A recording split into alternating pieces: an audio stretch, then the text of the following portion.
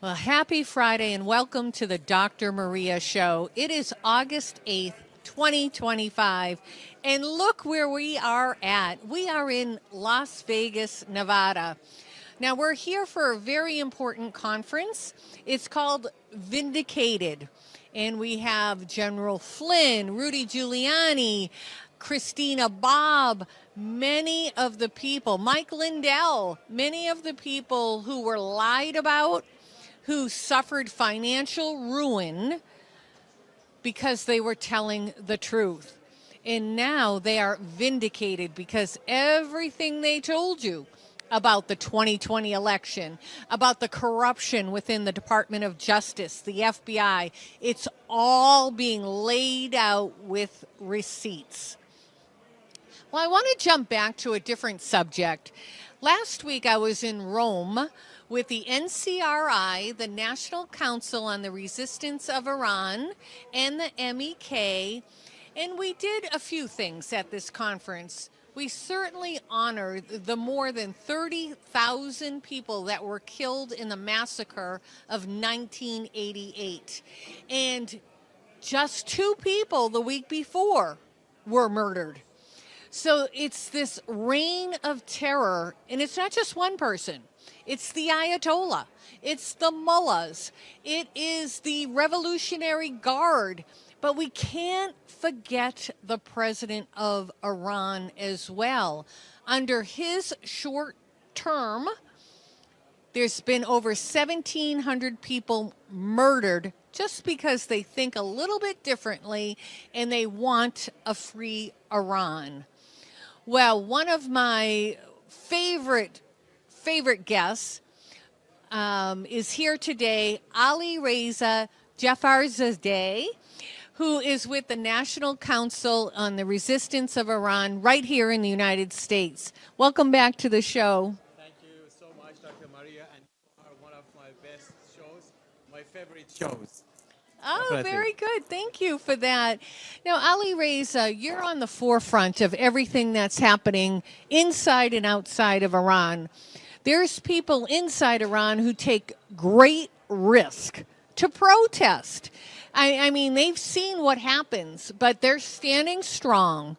And you had an incredible press conference yesterday in Washington, D.C. What were the main tenets of that press conference? Well, the main tenet of our press conference was basically exposing the terror network of the Iranian regime, even though the regime has been labeled as the world's leading state sponsor of terrorism for the past 4 decades, but very little was known about the way they operate. We showed in our press conference that all the terror actions, both in terms of decision making, but also overseeing the carrying out of that, is done by the Supreme Leader Khamenei. And there's not a single terror act in the past 4 decades that was not tied to him, either ordered by him or sanctioned by him. Second, we showed that the Minister of Intelligence and Security, also known as the MOIS, that many people compare that with the SS and the intelligence network that they had at the time, that is so notorious inside the country, is in charge of identifying the dissidents, arresting them, putting them in jail, getting them killed, destroying them, making them disappear. But outside of Iran, they are the lead organization in coordinating all of the terror operations outside of Iran, coordinating with the IRGC, the Revolutionary Guards, coordinating with the Quds Force, which is the agency associated with the Revolutionary Guards that all they do is terrorism, coordinating with the intelligence organization of the IRGC and the foreign ministries. And we showed that they had created a new entity named after the terror master Qasem Soleimani, called Qasem Soleimani Headquarters. Oh, that my. They coordinate all of these terror operations that the regime does. And we showed that the main target when it comes to outside of Iran, in addition to the Iranian dissidents, that we show a map that dozens of places that they had targeted our movement, including the 2018 large rally in Paris, where Mrs. Najafi was a keynote speaker, and Mayor Giuliani herself and others were there, but also in Albania, in the United States, and other places. We also showed that the it goes all the way to Khamenei himself calling for the assassination of President Trump, calling for the assassination of other American officials who've been tough on the Iran regime. And we even showed a video clip that is on the website of the Supreme Leader that is actually mocking the execution of the President of the United States. And, you know, that's why we said, you know, when the regime makes threats, you need to take them very seriously. That's right. They have the organizational structure, and most importantly, because of their weakness now, as a result of the protests in Iran, they feel very vulnerable. The only thing that is really left for them is to step up terrorism. Now, Ali Reza, is this new information? Yes, the information we revealed was new because we obtained a list of 25 senior directors of the Ministry of Intelligence, none of which was known to the outside world, that we mentioned their names, we mentioned their the role they played in the coordination with other agencies, and you know, the only thing people knew about the Ministry of Intelligence was that Supreme Leader appoints the head of that intelligence agency. Nothing else was known about it. So there's a direct reporting relationship, if you will, from the Ayatollah to this. Exactly. All the connections, the key players, the way they coordinate also among themselves between the Ministry of Intelligence and the military and those who are going to carry out the thing, but also the role of the embassies. We showed that these so-called diplomats who sit at the negotiating table with the Americans are the ones who are engaged directly themselves in terrorism. Unbelievable. For instance, you know, a couple of people we mentioned.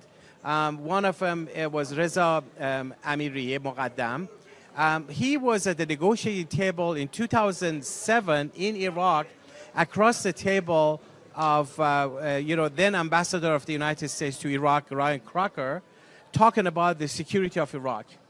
That same guy is now wanted by the FBI for being engaged in terrorism.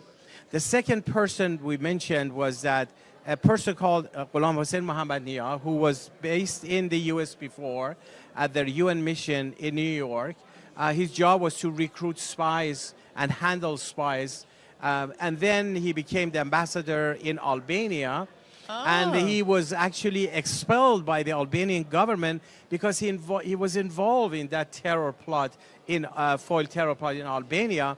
And interestingly enough, during the 2015 negotiation with the United States, he was sitting across the table on the other side with the Secretary of State, John Kerry, you know, the Secretary Moniz, who was the Energy Secretary, the other Secretary of State for Policy, Wendy Sherman, and Robert Malley.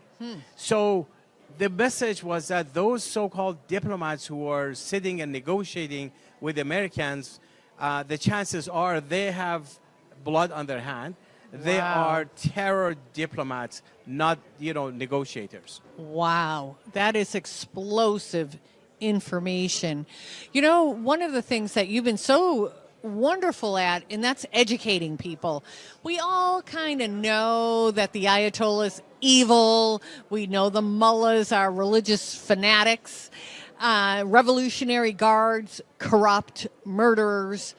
But there's so much more that goes on. Like you said, the secret kind of group that kills Americans. That literally they're working on outside of Iran.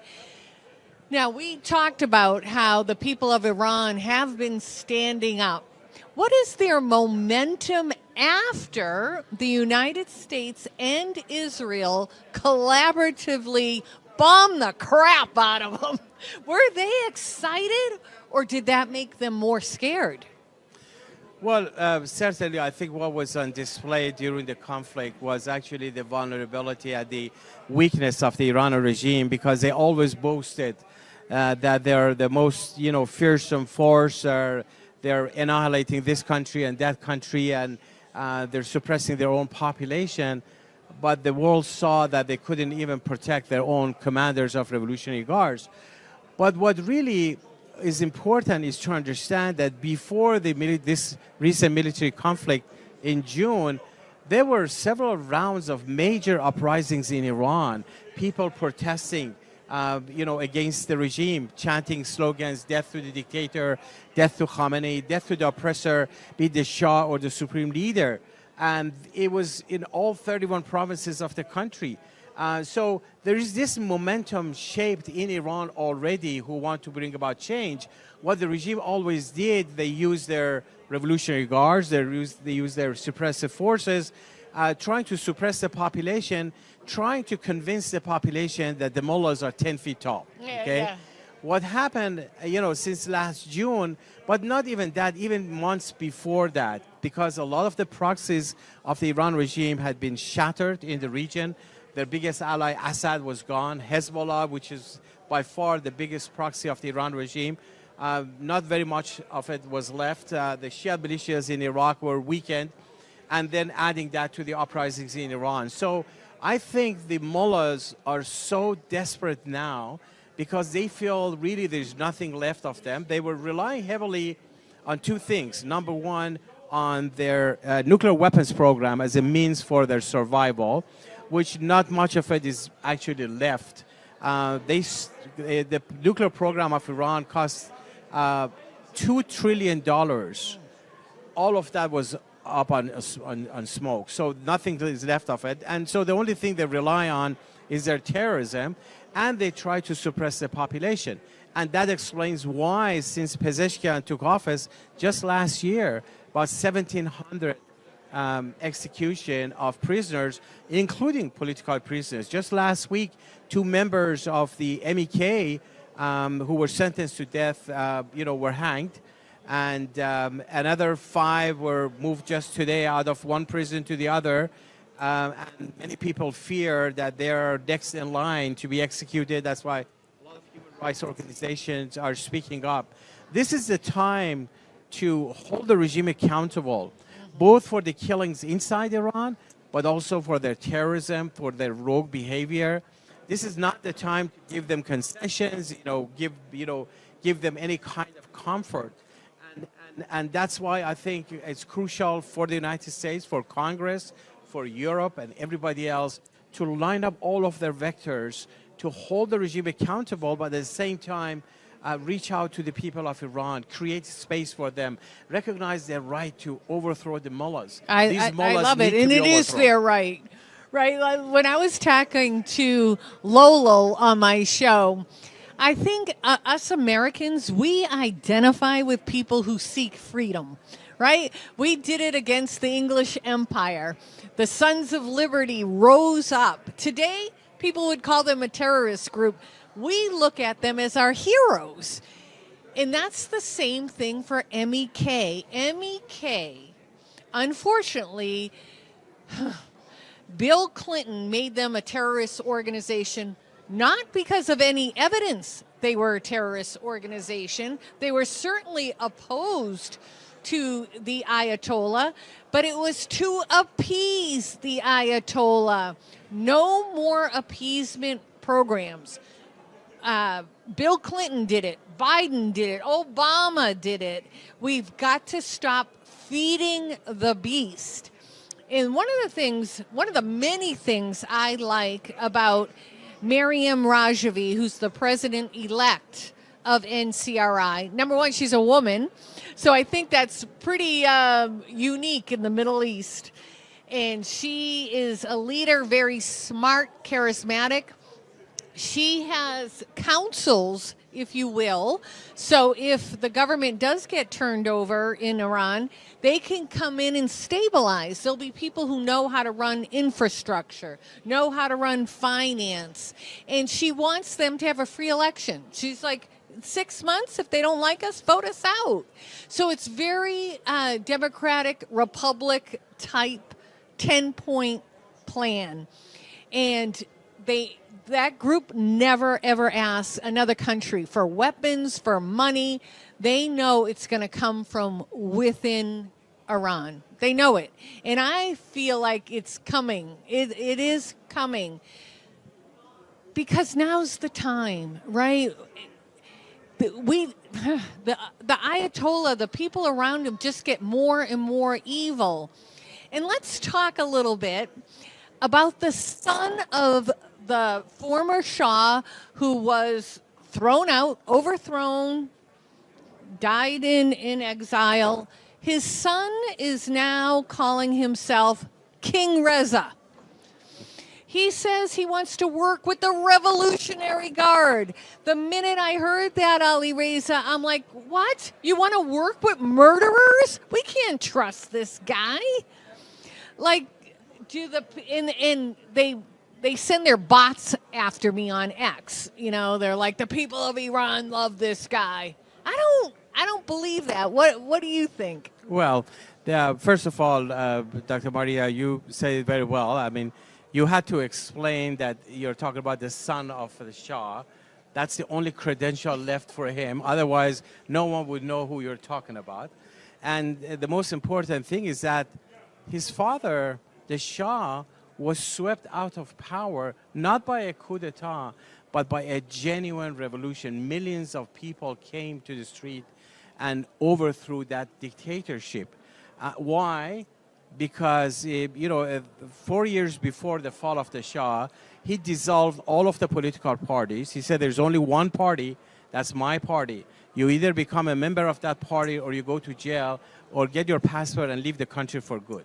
He had the notorious secret police known as Savak that put I've heard a lot about intellectuals in Savak. jail and Yep. kill people, and then he was extremely corrupt.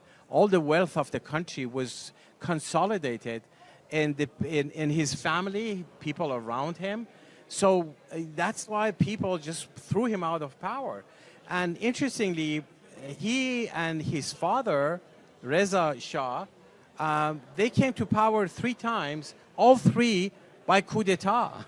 And they were thrown out by the people of Iran. So there is no prospect for any future for them. But what the regime is doing is actually they are using him as a useful idiot that is, trying to whitewash the Revolutionary Guard, saying there are some top commanders of Revolutionary Guards that he says he's in touch with them that could be on the side of the people of Iran. He says explicitly that even after the fall of the Ayatollahs, it's the Revolutionary Guards who are going to provide security and protection. The only people he's reaching out to publicly, repeatedly, is the Revolutionary Guards, the Basij, the Ministry of Intelligence that we're just talking about, that are the main force behind terrorism.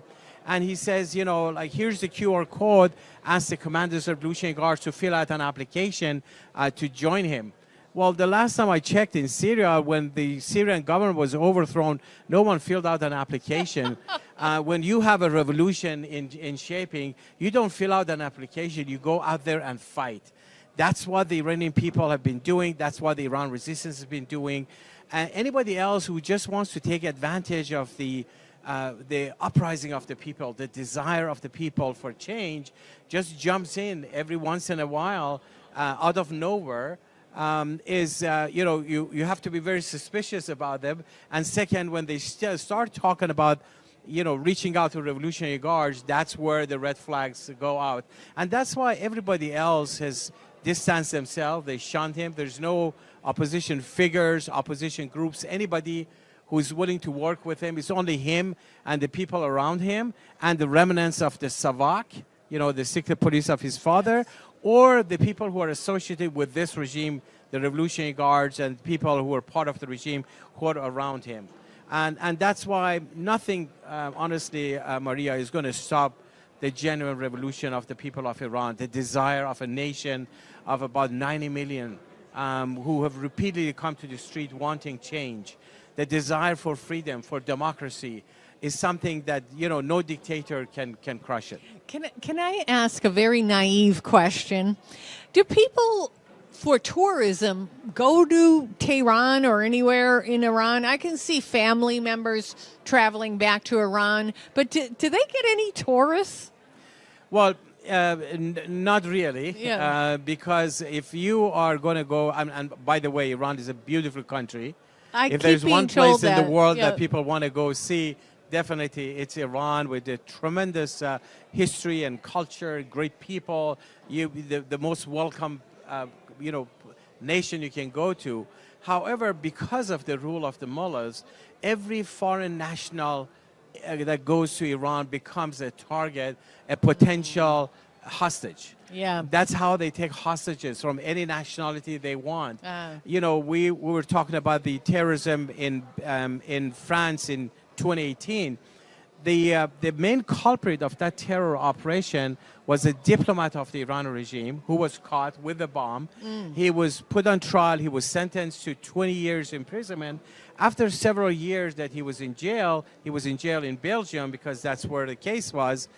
The Iran regime took a Belgian national hostage and saying, okay, we're going to sentence him to death. If you want him relieved, exchange that, our terrorists. Yeah. And that's what happened. Yeah. And that guy, the terrorist, is now in Iran, boasting everywhere and getting a red carpet welcome by the Ayatollahs. And that's why you don't want to become a tool, a hostage in the hands of the mullahs. I urge everyone who is so interested in love with the culture of Iran, help the people of Iran, end the rule of the clerics, and then they can all come and visit Iran. Excellent. Well, I thank you once again for joining my show. Thank you, Ali Reza. Thank you so much, Dr. Maria. It's always a pleasure to be on your show. Thank Pleasure. you. We're going to take a short break, and when I come back, the great Mike Lindell. Whether it's being a weekend warrior or spending time with your family, feeling your best is the key to doing the things you love. That's why I'm excited to tell you about Nirvanta. It's a natural solution designed to help you stay active and live well naturally. Nirvanta is a topical blend of all natural essential oils like frankincense, myrrh, and a proprietary gold standard plant stock extract. It's perfect for your hands, feet, knees, back, or anywhere else that needs a little extra care.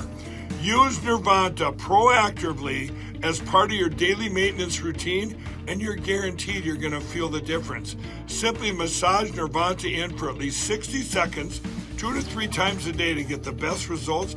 And if you're not completely satisfied, you get your money back. No questions asked. There's simply no risk and no reason not to try Nirvanta today. Right now, you get 15% off with code Lindell exclusively at nirvantahealth.com. So stop reaching out for that medicine cabinet. Get Nirvanta instead and experience the difference. Go to nirvantahealth.com. Use code Lindell to get 15% off today. Nirvanta Health. Live well naturally. With everybody talking about making America healthy again, I thought today'd be a great day to talk to all my fellow patriots about the importance of making your homes healthy again. Well, we have proudly partnered with airwaterhealing.com and their revolutionary whole home air purification system. The V3 from Air Water Healing does 3,000 square feet of purification. It eliminates dust, mold, viruses, and odors. But here's the part I love. They require no filters to ever be changed and virtually no maintenance. Whether you suffer from asthma, allergies, seasonal bronchitis, or just want to protect your family from the flu or even greater threats, don't wait to get your V3 from airwaterhealing.com today. Use code Lindell for 20% off in savings and free shipping. That's promo code Lindell at airwaterhealing.com.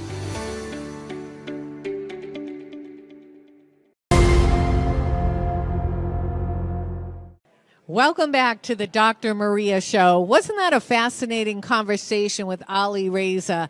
I know in my lifetime I am going to see a free Iran. Well, I am so happy to have Mike Lindell with me. Mike is my boss. This show is on LindellTV.com. And Mike, you've done and publicly traded MLMC, symbol MLMC. There you go. So, Mike, we know you as someone who stands up for what is right, no matter what it costs you. It costs you financially. People have tried to go after your business, which, by the way, is a great quality business. You are the inventor of a very unique pillow, My Pillow, right, and you have great quality products, and you all should go out and buy some to support Mike. Plus, you'll get a good product. Right. But Mike, the lawsuits were kept coming, but you've had a recent victory. Yeah, it was huge. We actually had two victories. We had in Colorado. We went there, and that was over 100 people and platforms were sued in the spring of 21, going into 22. It hadn't been done in our country since the 1700s. They sued platforms, they sued individuals, but only one company was sued, MyPillow. They sued MyPillow, my employee-owned company, and most of the platforms and the people have settled either out of fear or their insurance company said, you've got to settle. And I said, no, we're not settling. I won't settle till every machine's melted down, turned into prison bars. But anyway, so we bring it all the way to jury trial. And, of course, by this time, I'm broke. I've spent tens of millions of dollars, on not just on the country thing, but over here on the with my lawyers and stuff leading up to this. And we get to this trial in Colorado. MyPillow was 100% vindicated, 100%. So that was a big victory for the country. That's right. Because can you imagine you have advertisers on TV or a show and somebody says something that gets sued for it, and then you sue the advertisers? I mean, nobody would advertise anymore. Crazy. So anyway, that one, and then the jury said, or here's what they said. The lawyer for the other side said to the jury before they went in to deliberate, they said, now you all know Mike Lindell was worth about $50 million at one point, and when all the selection stuff started. Now he's got a net worth of less than $10 million or minus $10 million because I owe everything. And he's saying this to the jury, and he says, but we're asking you today to give $60 million for Mike saying these things about these machine companies. And he says, and you can even go more, because, and if it bankrupts MyPillow and Mike Lindell, this is his words, so be it. We need to send a message to the country that you shouldn't talk about our elections and put out disinformation. But you had real information. And here's what happened. So the jury comes back, they vindicate, say MyPillow's innocent. They said Mike Lindell did nothing malicious, and he believes what he says. So when you say that, that's not defamation. That's your First Amendment right of free speech. But they still put a number on it of over $2 million. So now, everybody, and during that trial, they pointed to a thing that I did at the Cyber Symposium in South Dakota in the summer of 21. I had a $5 million challenge if anyone could say, hey, China or this evidence was not, the data was not from the 2020 election. If you could prove that, you win $5 million. Well, we had the big Cyber Symposium, and all the cyber guys in the media and politicians came. And everyone said, yep, it's from the 2020 election. Now, they'd have to dig into it for years. Like I have to show that where all the theft was, and that, of course, the election was stolen. Well, anyway, the judge, this guy had went, and he had, for that challenge, he says, I won. I got 15 pages. He said he won. And the committee there said, no, you have nothing here. I don't even know how this guy got in because he wasn't a cyber guy. His name was Zeidman. It was all set up, and it could go hours into how we know it was corruption. It was a setup by really bad people, deep state globalists, the people behind all this. Well, anyway, so then he brought it to binding arbitration, which you could do by the contract in Minnesota in, I think it was 23. And he brings it there, and they rule. They bring in this other stuff instead of the contract, and they rule against me and say, Mike Lindell owes $5 million. Now, here's what they did, Doctor. What they did that week, and everybody will remember, it was April of that year. I believe it was April of, let's say, 23. It's whenever Fox News, here's what happened. On Tuesday of that week, Fox News settled with Dominion.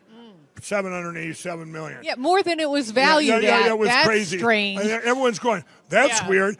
On Wednesday, the very next day, Mike Lindell loses $5 million, and his evidence is no good. On Friday of that week, they fire Tucker at Fox News because he was going to start talking about the voting machine. So what did that message send that week to the country? Don't you dare talk about the electronic voting machine. Don't you dare do what 132 other countries have done, which have banned them. Yes, 132 countries have banned electronic voting machine now in elections. So here, So this guy, now I said to my lawyers, I said, as everybody kept pointing to that. Mike Lindell's evidence no good. Every day for years I'm hearing this, Well, that's just one. By then, over the course of the last 3 years, we've gotten every evidence from the voting machines, from the estates, their own voter rolls, the cast vote records. But everything's the same. They're all the same thing. It doesn't matter where you got the evidence. It's all the same. It's all computer manipulated. Now, I told my lawyers, we're going to appeal this. So we appeal it to district court, and the district court comes back and says, this is last November, a year ago, last November, and says, Mike Lindell, his case, we looked at it. Yes, they did something wrong in the binding arbitration, but we're not going to overturn it. I'm going, you what? see it? Yeah, you They're can't make this up. It's wrong. They're admitting it's wrong, and they don't overturn it. So now my lawyers, I said, the lawyers go, well, there's nothing we can do. I go, there's got to be something we do. There's got to be. And I said, well, can we take it to federal court? And they said, appeals. Yeah, you can, but millions of odds against you. Hasn't been done in 40 years. I said, I don't care. We're an anomaly. I mean, God's guiding this. So I appealed it. Well, just a couple weeks ago, everybody, it came back by the federal appeals court. It was unanimous. All three judges said, Mike Lindell's evidence is good. They did a thing it is from the 2020 election. And so what that does, everybody, is so key. The president congratulated me this all around the country, because as we fight to get rid of these voting machines, they can't point now to say, well, your evidence was no good. Your evidence is no good. That ship sailed. And now the court case in Colorado where they said I owe $2 million, well, guess what? That judge allowed that in there, even though it was in appeal, wrongfully let that in. So now we're going to get a new trial. Yeah, so it's all really good. I'm good very news, excited. Mike. My employees are happy, and Yes, and by the way, you can all, if you want to help out there, go to mypillowtrial.com. mypillowtrial.com. Check it out. All the information's there, but we do need help there. As everyone knows, I'm out of money.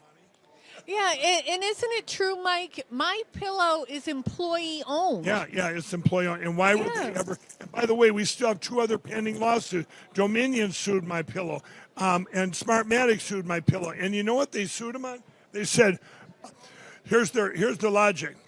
My Pillow, they're getting sued because it was an elaborate marketing scheme where their CEO went out and badmouthed electronic voting machines to make money at My Pillow. Oh no! No. You did it because you love America. Yeah, but here's the irony. Smartmatic sued me a year later in January of 22. By January 22, My Pillow had already lost. Ready for this?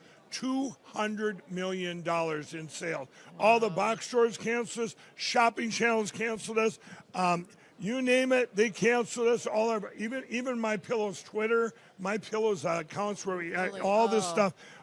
Old Mark Zuckerberg wouldn't even let us advertise My Pillow before the 2020 election unless I took my face out of the ad. Can you sue him for interfering with commerce or something? Yeah. Isn't there some commerce law? I mean, they all all these lawsuits, it's like, I mean, you'd think that they, when this ends here, all these machine companies, and even they should all be, there should be a big thing. They should all have to just turn in all their money, the crookedness behind it, and to do this to our country. It's disgusting. Mike, I like to remind people about the 2015 film Kill Chain. I really encourage everybody to see this. Yep.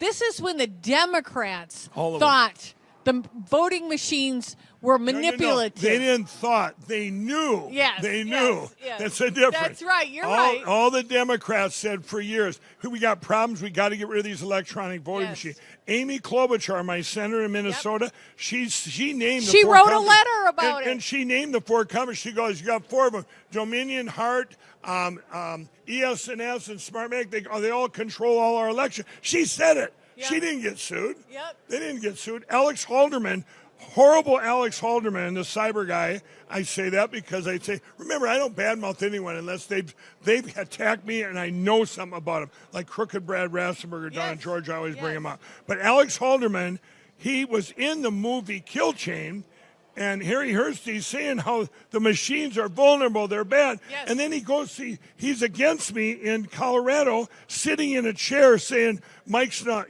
Mike's the machines are good, the machines are good. Did he get paid? Like, I don't get it when that happens. Here in Kilchane, everybody has respect for Harry. Yeah. And thinking he's a guru and he's telling the truth. And then all of a sudden he flips. Yeah. Just because of a political party? Yeah, Or you is got he to. paid? You know what I tell people all the time is when you see politicians or anybody, when you see a deviation of behavior, you look at that first, but then you also look at if you have something they're doing that doesn't help the people. I don't care what party we're in as a people, right? As a people, and if you look at that and say, wait a minute, there's why are they keeping these machines? Why we all want secure elections? Why would we all not want to look at that? Democrats one time, and then Republicans here. I would say mostly Democrats because the uniparty Republicans have been my biggest blockers. But when you look at that, we as a people should go, wait a minute. You've all said they're bad. We the people want secure elections. We want paper ballots hand counted. It's so simple. And but there's a hidden agenda. And when there's a hidden agenda, it's usually a very evil hidden agenda, right, or a self-serving hidden agenda, or both. Yes. It's both. It's usually both. Well, we the people want answers to that 2020 election, but Joe Hoff, co-founder of Gateway Pundit, who's putting on the conference this weekend, said there's been cheating before 2020 and since 2020. And he literally was called to audit in a county in California in 2024. And he found widespread fraud. Right. Well, that's what it is. The computers that are running our elections, it's not just one state or one state. We're sitting in a casino here in Las Vegas, and I believe me, I spent a lot of time as a card counter in casino. When the old mafia, when you went to skim a casino, when the mafia did that, everybody, you had to skim everything, not just the slot machines or the craps tables, but you had to skim the food, everything to bring the level down, or otherwise it would stand out because it's all relevant to number. Yeah. So in order to steal something in an election, you got to skim from everywhere. That's why you got places like Arkansas in the 2020 election. They stole 8% from Arkansas. I mean, it's pretty much everywhere. So now when you get to the 2024 election, now in order for them to skim there, they couldn't have skimmed enough for Donald Trump to lose. The saying too big to rig. Yeah. It would have stood out like a sore thumb. And then you would have been able, the whole country would have said, open up those machines. Not just Mike Lindell and others want them open. We all want them open. Amen. And they would have had to, and they'd have been gone. Now, in the 2024 election, this is a fact. After the election, when Donald Trump won, everyone's going, Donald Trump won, we're saved. Well, you know what? And they're telling me, Mike, you've been vindicated. I looked at the media that night and I said, what are you talking about? Yeah. And in the media, we were at the convention the night of the election. The one gal looks at me, it was CNN, MSNBC, all of them standing there. The New York Times, and they had their little spokesman from ABC says, Mike, now that your friend Donald Trump won, I suppose this election wasn't stolen. I go, I don't trust any election ever done with a computer. It's not about me whether I have no problem who wins as long as paper ballots and counted. Yes. Now, in the 2024 election, you ready, everybody? This is what we know for a fact. 9 congressmen were stolen, 9 members of the House were stolen, and 4 senators. Wow. So 4 senators. So that's just in 2024. Now, this goes both ways. As you know, the uniparty, I brought up many times down in Georgia, that nice lady, her and her husband and her daughter got 0 votes in her own precinct. She's a Democrat. Yeah. And they should have gave her 3. They said, sorry, ma'am, no one loves you but your family. But, this is the way things are. And in Kansas, in the 2022 election, I have 300,000 people in all 50 states with the Cause of America and the grassroots. And I'm sitting here watching things unfold in the 2022 election. I'm getting stuff from Arizona where all the Kerry Lake, where all the machines went bad at the same time. Give me a break. It was all corrupt. And then I'm getting reports from Kansas that people are going in and voting, and the Democrat votes were flipping to Republican, and I have videos of it. So this is what I'm saying. You're smoothing out the line. The Uniparty, they don't necessarily say, okay, we got, it's all back and forth. As we've been boiled like goldfish, boiled like frogs, we, over the last 10, 15 years since these machines coming in, it's always, if they wouldn't have stole both senators in 2022, everyone would have. When they did do that, that's when they all sounded the alarm. If they would have just gave one back, you know what everyone would have said?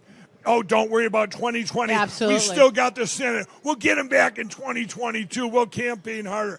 And then it's one of these back and forth. But then we never knew that it was a uniparty. They were all in cahoots. Yeah. I mean, this is your Obamas and your Bushes, and Yeah. you're all, we've all learned so much. We have learned so much. And people like you, Mike, you risked it all, not just financially, so much with your reputation. But I have to tell you, the people love you. They respect you because you were able to look yourself in the mirror and said, I stood up to corruption no matter what. Yeah, and we we'll thank never you stop. for that. Yeah, well, thank you. And I give the glory to God and to the people out there that have supported my pillow. And that beautiful wife of yours. She's an angel. She's an angel. But it's been, when I go around the country, like I'll be here, I could go right down the streets and you'd be amazed. Everyone, it don't matter if they're a Democrat, a Republican. I mean, you might have some really hard, crazy nut job, but otherwise they all come up. They'll want pictures. They know that I stand for. I want secure elections. My fight is against the electronic voting machine. Right. I have not changed. I have not wavered. Jimmy Kimmel. When I was on there, when I went in the claw machine. What do you think I went there for? Because I like being in claw machines. I went there because he told me I couldn't come on unless I went in a claw machine because I wasn't vaccinated. He made a joke about it. I said I accept. Before he didn't think I would accept. Yeah. And I'm going, I accept. Why? Because I wanted to get the word out. And if you remember, the first question he said to me, Mike, you're inside of a claw machine there, a carnival game there. You have a phobia against machines. I go, Jimmy, remember when we were kids and we used to complain that these games were rigged? And he goes, yeah. I go, but we didn't get sued. That's true. Perfect. Well, Mike, we got to wrap it up. We're really looking forward to your speech here on this Vindication tour. Yeah, thank you for thank you. joining Thanks me. for And having me thank on. you for having the Dr. Maria Show on LindellTV.com. Good night. Have a wonderful weekend. We'll see you on Monday.